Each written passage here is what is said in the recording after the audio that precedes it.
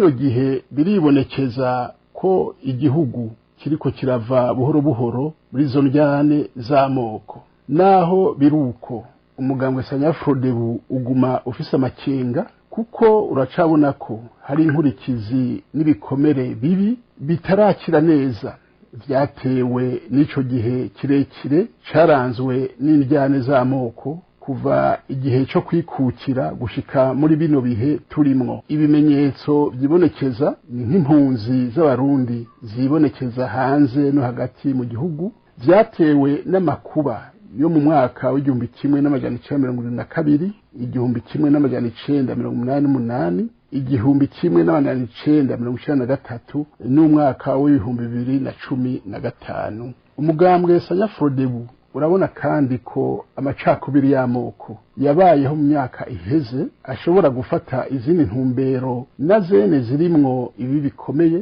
muri iyi myaka twimirije, zishobora kuzana ingaruka mbi ku gihugu zifatiye cyane cyane ku bibazo by'intwari ibereye n'ubukene mu gihugu. Mu gihe intwaro za kino gihe zidashoboye gutorera umuti urama ibibazo byo gusabikanya ku barundi bose ivyiza n'amatungo igihugu gifise, dufise amakenga manini ko azoshobora kwaduka amacakubiri akomeye mu bene gihugu afatiye cyane cyane ku batunzi no kuboro. Twihweje intambwe amasezerano y'ubumwe bw'abarundi amaze gushikako, tukongera tukihweza izo ngorane zishasha ziriko ziraduka zifatiye ku bukene n'intwaro ibereye, duhamagarira leta y'u Burundi gusubira gutunganya nk'uko yabikoze mu mwaka w'igihumbi kimwe n'amajana 1991 ikoraniro rukokoma ku rwego rw'igihugu ku kibazo c'ubumwe bw'abarundi. Azoba ari umwanya mwiza wo kwirimbura, gusuzuma ingene amasezerano yo mu gihumbi kimwe n'amajana 1991 yashizwe mu ngiro,